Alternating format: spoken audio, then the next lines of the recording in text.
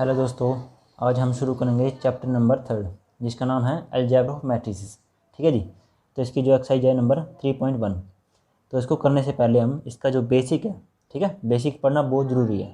तो बेसिक पढ़ लेते हैं पहले। तो देखिए क्या इसका बेसिक। तो ये नाम है इसका अलजेब्रा ऑफ मैट्रिसेस। तो मैट्रिक्स का पहले मतलब आपको पता होना चाहिए, ठीक है बात। जैसे हमारे पास अरेंजमेंट है, जैसे रोहन, ऋषभ और रितिका, ठीक है, उसके पास बुक्स हैं और पेन्स हैं, ठीक है जी। जैसे रोहन के पास 8 हैं, पेन है 5, ऐसे। तो इसी टाइप से ऋषभ के पास और इसी टाइप से रितिका के पास। तो इन्होंने ऐसे टाइप से इन्हें अरेंज कर दिया। मगर यदि हम इस चीज़ को कैसे अरेंज करें, इस टाइप से, ठीक है, ये ब्रैकेट होनी चाहिए। और जो हमारे पास ये लाइन है, ठीक है, ऐसे और ऐसे ऐसे 3 लाइन होगी, फर्स्ट रो, सेकेंड रो और थर्ड रो। याद रखिए, जो ऐसी लाइन होगी उसको हम कहते हैं रो, ठीक है जी। फर्स्ट है, सेकंड और थर्ड। और जो हमारे पास ऐसी लाइन होंगी उसको क्या कहेंगे हम, कॉलम्स, ठीक है जी। तो फर्स्ट है ये और ये क्या है, सेकंड। आई बात समझ में। तो इसको हम कह सकते हैं कि इसके अंदर जो है 3 रो हैं और कितनी है कॉलम, 2 कॉलम्स हैं। आई बात समझ में। तो उसके बाद देखिए इसकी जो डेफिनेशन है हमारी मैट्रिसेस की, तो क्या है देखिए, a set of M N number. इसके अंदर क्या हो सकते हैं, रियल भी हो सकते हैं और कॉम्प्लेक्स भी होते हैं। रियल का मतलब जैसे 1 2 3 कुछ भी, और कॉम्प्लेक्स के अंदर जैसे आयोटा वाले। आई बात समझ में। तो अरेंज करेंगे किसकी फॉर्म में, order of set of M row होनी चाहिए उसके अंदर और एन कॉलम्स। तो उसको हम कह सकते हैं वो क्या है, मैट्रिक्स है। और इसको हम पढ़ते कैसे हैं, एम बाई एन मैट्रिक्स, ठीक है। इसको हम क्रॉस नहीं कहते, इसको कहते हैं बाई। याद रखिए, मैट्रिक्स के अंदर इसको हम क्रॉस नहीं कहते, क्या कहते हैं, by, M by N matrix, ठीक है जी। और एम जो एन है वो कोई भी नंबर हो सकता है, जैसे 2 और 3, 2 2 भी हो सकता है, 3 और 2 भी हो सकता है। आई बात समझ में। तो फाइनली इसको हम ऐसे पढ़ेंगे, एम बाई एन। आई बात समझ में। तो एक लास्ट में इन्होंने एक और बताई इसके अंदर बात, जो एम ओ बाई एन हमारे पास, और जो एम है वो क्या होती हैं, रोज़, और जो रो होती हैं वो हॉरिजॉन्टल लाइन होती हैं, और जो एन है वो क्या है, कॉलम्स हैं। उसको हम कहते हैं वर्टिकल लाइंस, यानी कि जो खड़ी लाइनें होती हैं, ठीक है जी। उसके बाद क्या है इसके अंदर, एलिमेंट्स ऑफ मैट्रिक्स, मतलब जो एलिमेंट होंगे उसके, जो नंबर्स होंगे उसके अंदर, काउंटिंग नंबर्स, वो कितने होंगे, कैसे होंगे, कैसे हम बताएंगे उसको। तो each of M dot N numbers, यानी कि एम बाई एन मैट्रिक्स को हम कह सकते हैं कि एलिमेंट्स या फिर इसकी एंटिटीज। मतलब सिंपल सही है कि जैसे जितना भी इसका ऑर्डर होगा, मतलब सिंपल कह सकते हैं कि जैसे यहाँ पे 2 है, यहाँ पे कितना है 3, तो इसकी मल्टीप्लाई सिंपल आप कर लीजिए। जैसे 2 इंटू 3 6, तो उसके अंदर जो 6 एलिमेंट होंगे टोटल, ठीक है जी। आई बात समझ में।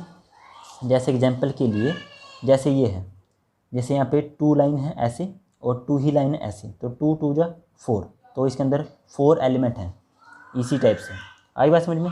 तो एलिमेंट को निकालने के लिए जो आपके पास एम और एन रो और कॉलम होंगी, उनकी क्या कर दें आप, मल्टीप्लाई कर दें सिंपल, तो आपके पास उसके एलिमेंट भी आ जाएंगे टोटल, ठीक है। तो उसके बाद है जी हमारे पास notation of a matrix. Notation मतलब उसको दिखाते कैसे हम, ठीक है।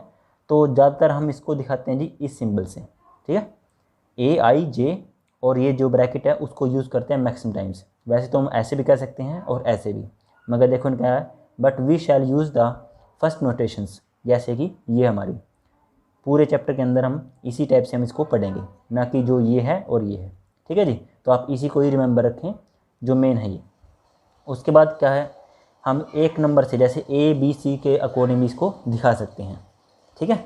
अब लास्ट में जो मेन है हमारे पास क्या है इसके अंदर, ऑर्डर ऑफ ए मैट्रिक्स, मतलब जो ऑर्डर है मैट्रिक्स का वो क्या होता है, ठीक है। मैट्रिक्स का ऑर्डर बहुत ज़्यादा मेन है इसके अंदर, और वो डिपेंड करता है उसकी रो पर और कॉलम्स पर, ठीक है। और याद रखिए, जो पहले हैं वो हम रो ही बोलते हैं, और जो बाद में हो कॉलम बोलते हैं। पहले कॉलम नहीं बोलते, पहले रो ही बोलते हैं, ठीक है। तो क्या करते हैं, एम बाई एन, ठीक है, ये इसका क्या होता है जी, ऑर्डर, ठीक है जी। याद रखें आप, पहले क्या होगा, रो, और फिर क्या होंगी इसकी कॉलम, ठीक है। जैसे एग्जांपल के लिए मैं बताता हूँ, जैसे ये एग्जांपल हमारा ए है कोई एग्जांपल, जैसे इसके अंदर जो बड़ी लाइनें हैं यानी कि रो कितनी है 2, और जो खड़ी लाइनें वो कितनी है 3, तो इसका जो ऑर्डर होगा कितना होगा 2/3, ना कि 3/2, ठीक है। जो बड़ी लाइनें हैं वो पहले बोलेंगे और जो खड़ी लाइनें वो बाद में। ऐसे ही इसका जो ऑर्डर होगा, जैसे 3 हैं ऐसे और 3 ही ऐसे हैं, तो इसका 3/3 ऐसे, ठीक है जी। और इसका कितना था यहाँ पे 2/3, तो ये इसका ऑर्डर है। तो याद रखिए, ऑर्डर को हम रो और कॉलम के अकॉर्डिंग ही फाइंड करते हैं। उसके बाद यहाँ पे तो ये ऑर्डर तो कंप्लीट हो गया हमारा। उसके बाद देखिए, उसके बाद हमारे पास इसके अंदर diagonal elements of a matrix. देखो डायगोनल का सिंपल सा मतलब होता है जो जिसके अंदर जो एलिमेंट होंगे 1 1 A11 A22 A33। अब आपको थोड़ा सा इसके अंदर ये सोचना होगा कि A11 क्या होता है, A22 का मतलब क्या है, इसके अंदर A33 का मतलब क्या है। ठीक है, जैसे जैसे हम आगे बढ़ेंगे इसका मतलब आपको समझ में आ जाएगा। इसका मतलब ये सिंपल ये है कि जहाँ पर I और J की वैल्यू यानी कि रो और कॉलम की वैल्यू क्या होगी, सेम। ठीक है, उस एलिमेंट की यदि हमारे पास नंबर यदि काउंट की जाए, जैसे डायगोनल ऑफ ए एलिमेंट का है ना, तो इसका मतलब सिंपल से ये जो 1 1 हैं 2 2 हैं और 3 3 हैं, उनको ही हम इसको कहते हैं डायगोनल ऑफ एलिमेंट्स। जैसे इसके अंदर क्या है, ये जो हैं ये 0 है, ये 3 है और ये 9, ये से क्या है डायगोनल एलिमेंट्स। ठीक है, तो आगे बताऊंगा इसको कैसे मैं, क्या कि 1 1 है, ये 2 2 होता है, ये 3 3 होता है, तो कैसे ऐसे आगे देखते हैं। अब इसके बाद क्या है हमारे पास, इसकी है टाइप्स। ठीक है, क्योंकि इसके टाइप्स तो होंगे ही। तो फर्स्ट ऑफ ऑल हमारे पास रो मैट्रिक्स। ठीक है, सिंपल सा नाम आपको याद रखें और डेफिनेशन क्लियर हो जाएगी। क्या कहा इन्होंने, रो मैट्रिक्स। तो सिंपल सा जिस भी मैट्रिक्स के अंदर सिंपल 1 रो हो, ठीक है, याद रखिए रो तो होनी चाहिए 1, और जो कॉलम है वो आपकी चॉइस में कितनी भी हो सकती हैं, 2 भी हो सकती हैं, 3 भी, 4 भी, 5 भी, कितनी भी हो सकती हैं। ठीक है, तो एग्जाम्पल के जैसे 1 5, तो ये मैट्रिक्स लिए इन्होंने जिसमें रो कितनी है 1 है, मगर कॉलम कितनी है 2। कॉलम आपको देखनी नहीं है इसके अंदर, सिर्फ ध्यान किस पर रखना है इसके अंदर आपको, रो पे। रो कितनी होनी चाहिए 1, तो वो आपको कह सकते हैं रो मैट्रिक्स है वो। ठीक है, तो यहाँ पे एग्जाम्पल इन्होंने दिए हैं काफ़ी सारे, आप खुद भी बना सकते हैं। जैसे यहाँ पे देखो एलिमेंट रूट में भी ली हैं, माइनस में भी हैं और डिवीजन वाले भी हैं, तो इसमें अलाउड है सभी की। उसके बाद क्या है, इसी के अपोजिट है कॉलम मैट्रिक्स। जैसे इसके अंदर क्या था, रो 1 होनी चाहिए, इसके अंदर क्या है कॉलम 1 होनी चाहिए और रो कितनी भी हो। ठीक है, मगर याद रखिए ऑर्डर को हम उसी टाइप से लिखेंगे जैसे हम पहले मैंने बता दिया, रो को पहले और कॉलम को बाद में। ठीक है, जैसे इसका यदि ऑर्डर देखें हम, पड़ी लाइन कितनी है 2 और खड़ी लाइन कितनी है 1, तो 2/1। ठीक है, और इसका 3/1, इसका 4/1। आई समझ में बात। मगर यदि कॉलम मैट्रिक्स की पूछे यदि आपसे, तो क्या कहेंगे आप, सिर्फ और सिर्फ 1 कॉलम होनी चाहिए और जो रो है वो कितनी भी हो, 2 हो 3 हो कुछ भी हो। ठीक है, उसके बाद है जी हमारे पास rectangular of a matrix. Rectangle का यदि आप सिंपल सा इसका नाम है, रेक्टेंगल का मतलब है जिसके अंदर m और n, ठीक है, m मतलब होता है रो और n का मतलब कॉलम, इन दोनों की वैल्यू सेम ना हो। ठीक है, जैसे हमारे पास एग्जांपल है यहाँ पे 2 है, यहाँ पे पड़ी लाइन यानी कि रो है, और 3 क्या है कॉलम्स हैं। यानी कि देखो 2 और 3 अलग अलग नंबर है ना, तो जब भी ऐसा हो ये दोनों क्या हों अलग अलग, तो उसको हम कह सकते हैं जी रेक्टेंगुलर मैट्रिक्स। ठीक है, जैसे कितना है 2/3 और यहाँ पे कितना है 3/2, ऐसे 1 2 3 और यहाँ पे कितना है 2। तो इस टाइप से हम कह सकते हैं रेक्टेंगुलर मैट्रिक्स के अंदर जो m और n है वो इक्वल नहीं होते। ठीक है, तो उसको हम कह सकते हैं रेक्टेंगुलर मैट्रिक्स। अब देखो यदि इक्वल नहीं है तो क्या है रेक्टेंगुलर मैट्रिक्स, और यदि इक्वल हो जाते हैं तो हम उसको कह देंगे स्क्वायर मैट्रिक्स। ठीक है, सिंपल है ना इसके अंदर, यदि इक्वल नहीं है तो रेक्टेंगुलर और यदि इक्वल है तो स्क्वायर मैट्रिक्स। ठीक है, आज समझ में बात। देखो स्क्वायर मैट्रिक्स m और n क्या हो equal, if the number of the row are equal to the number of columns, तो हम कह सकते हैं उसको स्क्वायर ऑफ मैट्रिक्स। तो एग्जांपल भी सिंपल है इसके, जैसे 2/2 के हैं और 3/3 के हैं, 4/4 के भी हो सकते हैं, 1/1 का भी हो सकता है। ठीक है, तो इसके यदि ऑर्डर को हम पूछें यदि बताएं तो सिंपल सा है इसके अंदर, इसको हम एक नंबर से भी दिखा सकते हैं। ठीक है, क्योंकि जैसे 3/3 है दोनों नंबर से ना, तो हम ऐसे भी एक नंबर 3 से भी इसको दिखा सकते हैं, क्योंकि दोनों क्या है सेम है, 3/3 या फिर 2/2। उसके बाद क्या है डायगोनल मैट्रिक्स। याद रखिए अब जो अगले अगले हमारे पास डेफिनेशन है वो जुड़ती जाएंगी। ठीक है, जैसे क्या है हमारे पास डायगोनल मैट्रिक्स, अभी हमने थोड़ी देर पहले पढ़ा था diagonal element of a matrix. उसके अंदर क्या था, जिसके नंबर होंगे i और j सेम, यानी कि A11 A12 A233 ऐसे कुछ। तो उसके बाद आपको पूछा इन्होंने डायगोनल मैट्रिक्स क्या होती है, तो सिंपल सा इसका नाम है डायगोनल मैट्रिक्स। तो जिस भी हमारे पास मैट्रिक्स के अंदर जो डायगोनल एलिमेंट होंगे, ठीक है, डायगोनल एलिमेंट को छोड़कर बाकी जो एलिमेंट बचते हैं वो होने चाहिए क्या 0, तो उसको हम कह सकते हैं डायगोनल मैट्रिक्स। क्लियर, आई इसमें बात। मगर इसमें आप याद रखिए जो डायगोनल मैट्रिक्स होगी वो स्क्वायर भी होगी, ठीक है। स्क्वायर मैट्रिक्स होनी वो पहले बहुत ज़रूरी है। जैसे 2/2 की है, ये कितने की है, 3/3 की। इसके अंदर जैसे 2 और 7 ये एलिमेंट को छोड़कर, याद रखिए इस टाइप की जो डायगोनल होगी उसको छोड़कर जो बाकी एलिमेंट हैं वो ज़ीरो होने चाहिए बस।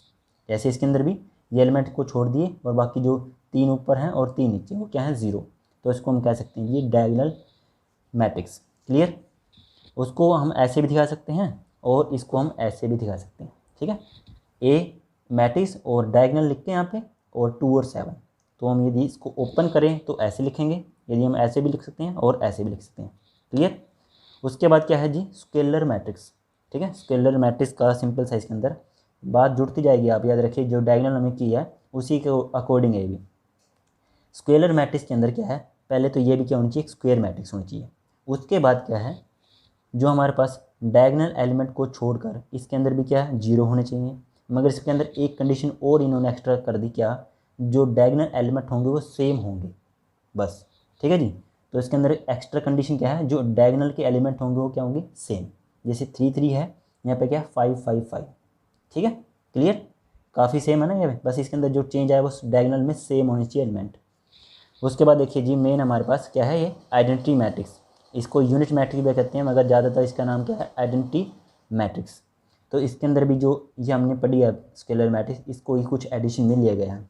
बस इसके अंदर जो है मेन, जो डायगोनल एलिमेंट होंगे उनके छोड़कर जीरो तो होंगे ही, मगर जो डायगोनल एलिमेंट होंगे इसके अंदर क्या होंगे जी, 1 1 1। क्लियर। यहाँ पे जैसे 3 है तो 1 1 1, यहाँ पे 1 1, ठीक है जी। क्लियर। आगे समझ बात। और मेन है हमारे पास ये आइडेंटिटी मैट्रिक्स कहते हैं, और जो डायगोनल एलिमेंट होंगे वो कितने होने चाहिए, 1 1 1, और जो बाकी बच गए वो तो जीरो होंगे ही। क्लियर। एग्जाम्पल के लिए इन्होंने आगे देखो यहाँ पे दिया भी है, जैसे 1/1 का है, यहाँ पे क्या है 2/2 की, और यहाँ पे क्या है 3/3 की। जो डायगोनल एलिमेंट है वो 1 है और जो अदर्स हैं वो क्या है जी, 0। क्लियर।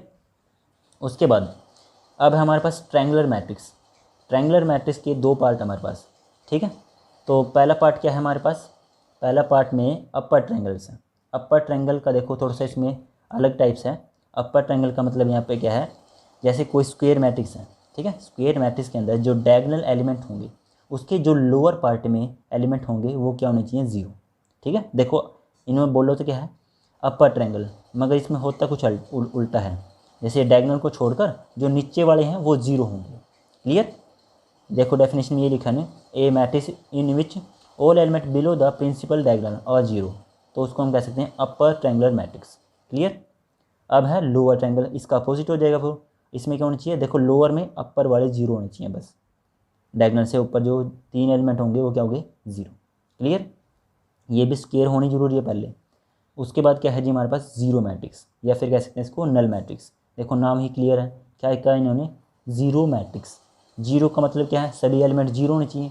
इसमें जो है आपके पास स्क्वायर होनी ज़रूरी नहीं है, क्योंकि इसके अंदर जो एलिमेंट होंगे वो क्या है, 0 ही हैं सभी।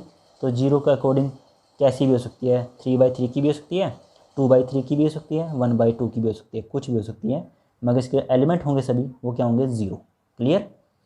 उसके बाद है जी हमारे पास जो मेन है, याद रखिए अब जो लास्ट हमारे पास वो मेन है, काफ़ी ज़्यादा मेन है ये। फर्स्ट है हमारे पास कंपेरेबल मैट्रिक्स। कंपेरेबल मैट्रिक्स का मतलब देखो याद रखिए क्या नाम है इसको, कंपेरेबल मतलब तुलना करना है आपको। 2 मैट्रिक्स को कम से कम तुलना करनी है। जैसे ए मैट्रिक्स है, यहाँ पे है बी मैट्रिक्स, इसको क्या करनी है, कंपेयर करनी है। कंपेयर करने के लिए आपको दोनों के अंदर कुछ ना कुछ चीज़ें क्या है, सेम होनी चाहिए। और कुछ का मतलब इसमें क्या है जी, ऑर्डर, ठीक है। ऑर्डर यदि दोनों एलिमेंट्स, दोनों मैट्रिक्स जो हैं यदि सेम हैं तो हम उसको कह सकते हैं कंपेरेबल मैट्रिक्स। क्लियर। जैसे हमारे पास ए मैट्रिक्स है, यहाँ पे क्या है बी मैट्रिक्स, यदि इसका ऑर्डर देखें हम कितना है 2, और यहाँ पे कितनी है 3, तो 2/3 है इसका ऑर्डर, और इसका भी कितना है 2/3, तो इसको हम कह सकते हैं कंपेरेबल मैट्रिक्स। आई बात समझ में।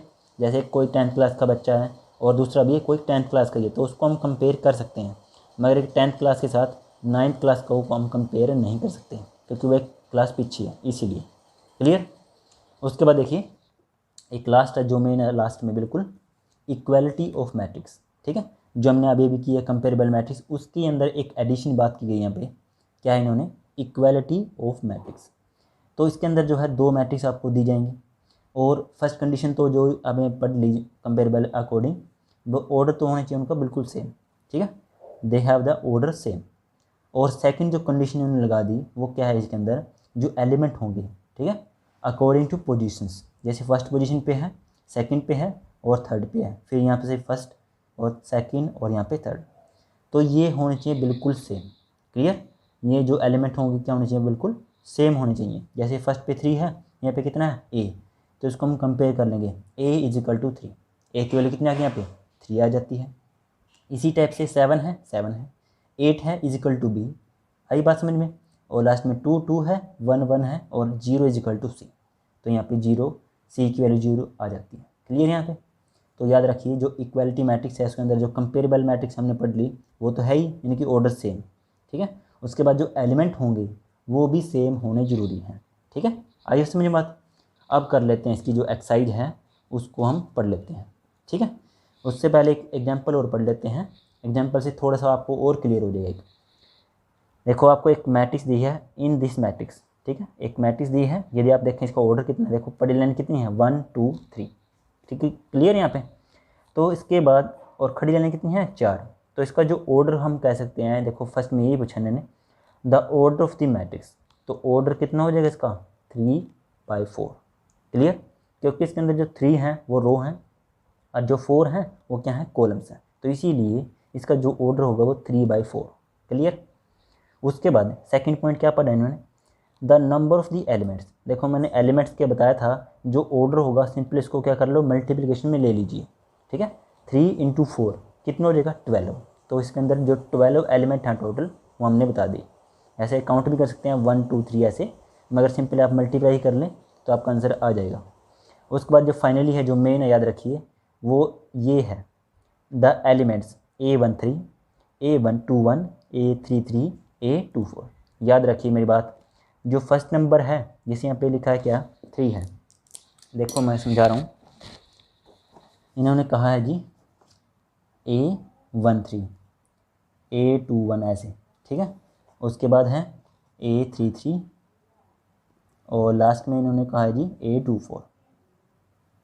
क्लियर, तो याद रखिए जो इसके अंदर A13 है ऐसे, तो जो ये फर्स्ट नंबर है और ये सेकंड नंबर है वो आपको समझ में आने चाहिए कि ये किस चीज़ के हैं। तो ये फर्स्ट नंबर होगा वो रो के अकॉर्डिंग होता है और जो सेकंड नंबर होता है वो कॉलम के अकॉर्डिंग।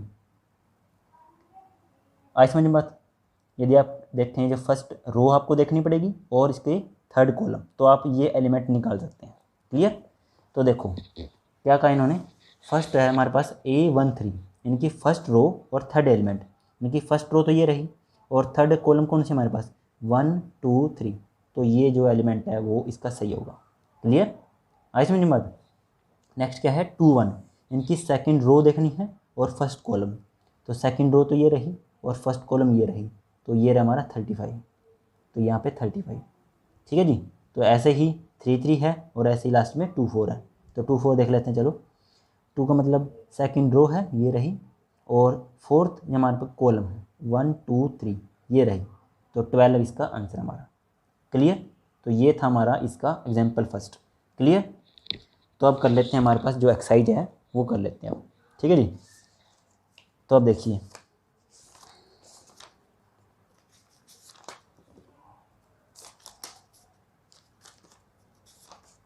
तो ये रही हमारी इसकी फर्स्ट एक्सरसाइज 3.1। इसके अंदर भी आपको कुछ ऐसे ही दिया है, काफ़ी आसान है, जो मैंने अभी एग्जांपल कराया उसी के अकॉर्डिंग हमें करना है, ठीक है। तो क्वेश्चन हमारा देखो लिख लेता हूँ मैं इसको,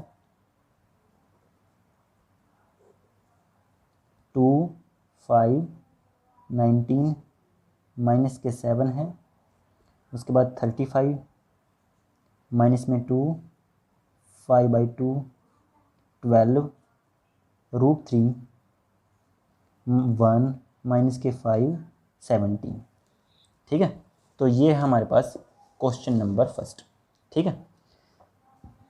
ए मैट्रिक्स है और इसके अंदर ये एलिमेंट्स इन्होंने दिए हैं। क्लियर, तो जो फर्स्ट क्वेश्चन इन्होंने पूछा वो देखो क्या है, तो फर्स्ट क्वेश्चन इन्होंने यही पूछा कि इसका ऑर्डर क्या है, ठीक है, the order of the matrix. तो सिंपली है जी, हम देखेंगे जो हमारे पास फर्स्ट पार्ट है इसका, ठीक है। जो फर्स्ट पार्ट है वो आपको पूछ रहा है कि इसके अंदर इसका ऑर्डर कितना है। तो ये R1 है, ये R2 है और ये क्या है R3, यानी कि ये क्या फर्स्ट रो, सेकंड रो और थर्ड रो।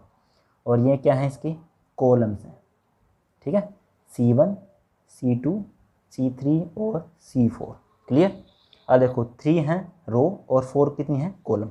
तो हम लिखेंगे रोज़ हैं 3 एंड जो कॉलम है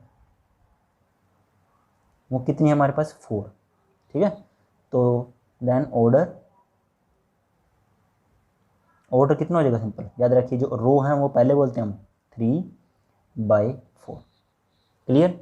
बहुत आसान है ना, बस आपको याद रखना है कि कॉलम आपको देखनी है और उसके अंदर क्या देखनी है, रो देखनी है। रो पहले देखनी है और कॉलम बाद में देखनी है। क्लियर। उसके बाद इन्होंने पूछा जी एलिमेंट ऑफ दी मैट्रिसेस, मतलब इसके अंदर जो एलिमेंट हैं वो कितने हैं। बहुत आसान है, एलिमेंट्स सिंपल है, कितने हैं जी 3/4 कितने हो जाएंगे 12। आई समझ बात। बस सिंपल जो ऑर्डर होगा उसकी मल्टीप्लाई कर लीजिए, वो आपके एलिमेंट्स बता देगा ये। अब थर्ड पार्ट इसका, तो थर्ड पार्ट में आपको इन्होंने कुछ एलिमेंट्स फाइंड करने को कहा है आपको।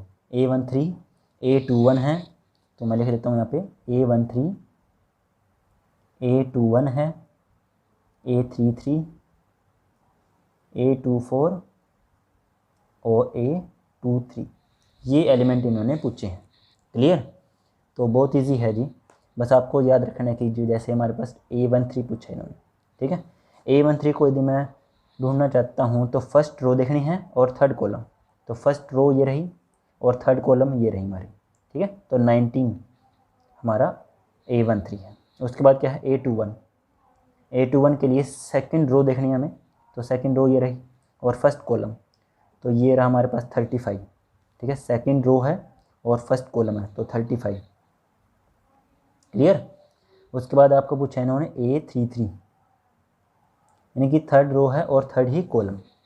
तो थर्ड रो तो ये रही और थर्ड ही कॉलम ये रही, यानी कि -5, ठीक है। बस आपको ध्यान रखना है कि कॉलम और रो का। और उसके बाद है जी A24, यानी कि सेकंड रो और फोर्थ कॉलम। सेकंड रो ये रही और फोर्थ कॉलम ये रही, यानी कि 12। और लास्ट में इन्होंने A23 पूछा है, यानी कि सेकंड रो है और थर्ड कॉलम, सेकंड रो और थर्ड कॉलम, यानी कि 5/2। तो ये था हमारा इसका थर्ड पार्ट। आई समझ बात। बहुत इजी है ना, बस आपको यही ध्यान में रखना है इसके अंदर जो कॉलम हैं और रो हैं उसका आपको हिसाब रखना है इसके अंदर, कितनी हैं रो हैं और कितनी इसके अंदर कॉलम्स हैं। क्लियर। अब देखो जो सेकंड हमारे पास क्वेश्चन, सेकंड क्वेश्चन है जी, ये पूछता है आपसे इफ़ द मैट्रिक्स 24 एलिमेंट्स, यदि किसी मैट्रिक्स के अंदर जैसे इसके अंदर कितने थे हमारे पास 12 थे, तो आपको इन्होंने सिंपल एलिमेंट्स टोटल बता दिए कितने हैं जी 24। तो आपको इन्होंने पूछा है कि पॉसिबल ऑर्डर कितने हो सकते हैं उसकी, ठीक है, ऑर्डर क्या क्या हो सकते हैं ये पूछा एक तो। और एक और इन्होंने क्वेश्चन इसमें एडिशन किया है what if it has the 13 elements, यदि एलिमेंट्स 13 हो तो उसका ऑर्डर कितना होगा। क्लियर। तो एक तो 24 का पूछा इन्होंने, तो देखो इजी है काफ़ी ये भी। कितना है 24 एलिमेंट्स हैं यहाँ पे,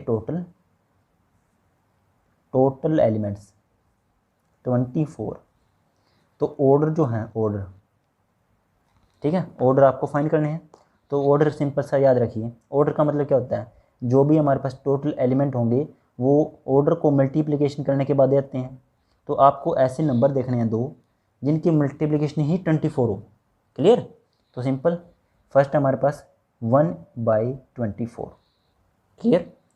उसके बाद 2 की टेबल में आता है 12 पे, तो सेकंड ऑर्डर ये हो सकता है। फिर 3 की में कितना 8 पे, फिर 4 की में 6 पे, ठीक है। अब देखो 5 पे नहीं आता, 6 पे ये अपोजिट हो जाता है। क्लियर। देखो अपोजिट भी लिखना है, याद रखिए इसके अंदर जो ऑर्डर हैं वो अपोजिट भी लिखे जाएंगे। जैसे 1/24 है तो 24/1 भी होगा। क्लियर। क्योंकि इसके अंदर जो रो हैं और कॉलम बदल जाएंगे ना, इसीलिए। जैसे ही 12/2 और 8/3 और यहाँ पे हम लिख सकते हैं 6/4। आई समझे बात। तो ये था इसका हमारा फाइनली ऑर्डर 1 2 3 4 5 6 7 8। तो टोटल हमारे पास जो ऑर्डर आ चुके हैं वो 8 आ चुके हैं जी। ठीक है, क्लियर। और एक और इन्होंने पूछा था इसके अंदर, यदि टोटल जो एलिमेंट्स हैं, टोटल जो एलिमेंट्स होंगे यदि 13 हों, ठीक है, 13 एलिमेंट हों यदि, तो उसके ऑर्डर क्या हो सकते हैं। तो सिंपल आपको मल्टीप्लिकेशन कितनी होनी चाहिए 13, तो 13 आपको देखनी है। तो 1 × 13 और 13 × 1, ठीक है जी। तो ये दो ही हो सकते हैं इसके पॉसिबल ऑर्डर। क्यों? क्योंकि जो हमारे पास जो 13 है वो कैसा नंबर है, प्राइम नंबर है। क्लियर। तो प्राइम नंबर के लिए हम दो ही ऑर्डर फाइंड कर सकते हैं, एक तो 1 अकॉर्डिंग और एक पहले जो नंबर है वो, और फिर बाद में 1। क्लियर। तो इसके ऑर्डर टोटल आए हमारे पास 8। तो टोटल हम यहाँ पे ऑर्डर लिख सकते हैं, टोटल ऑर्डर कितने आगे 8, और इसमें हम लिख सकते हैं टोटल ऑर्डर जो है वो कितने आए हैं 2। क्लियर, आई समझ बात। अब देखो नेक्स्ट क्वेश्चन जो है हमारा थर्ड क्वेश्चन, वो भी कुछ इसी टाइप से है। पहले इन्होंने पूछा इन्होंने 18 एलिमेंट के अकॉर्डिंग और लास्ट में इन्होंने 5 के अकॉर्डिंग। क्लियर। तो देखो क्या है इसके अंदर, तो इन्होंने टोटल जो एलिमेंट बताए स्टार्टिंग में,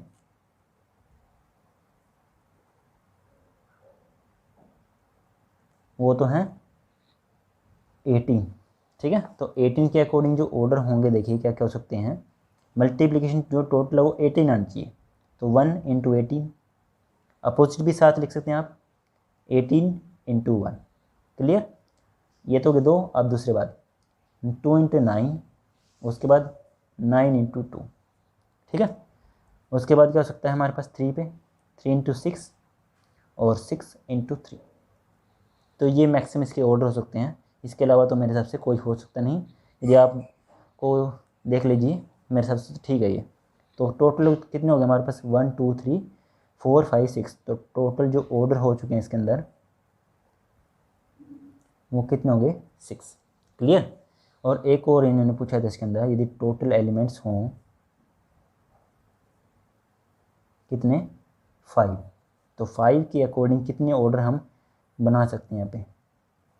तो 5 के अकॉर्डिंग देखो 5 कैसा नंबर है, प्राइम नंबर। तो प्राइम नंबर के लिए 1 × 5 और 5 × 1, बस दो ही ऑर्डर यहाँ पे। क्लियर। और टोटल यहाँ में लिख देते हैं हम, टोटल ऑर्डर कितने हैं 2। आई समझ बात। तो ये आपको इसके अंदर बताना था कि ऑर्डर कितने हो सकते हैं, जैसे 5 के अकॉर्डिंग था और 18 के अकॉर्डिंग। क्लियर। जो हमारे पास कंपोजिट नंबर होते हैं उसमें तो ज़्यादा मिलेंगे आपको, मगर जो प्राइम नंबर होंगे उसके याद सिर्फ 2 ही मिलेंगे। क्लियर। तो आज के लिए इतना ही। जो नेक्स्ट टाइम है तो नेक्स्ट क्वेश्चन जो रहते हैं वो करते हैं। ओके, यदि अच्छी वीडियो लगी आपको तो अपने दोस्तों को इसको शेयर करें। क्लियर। ओके।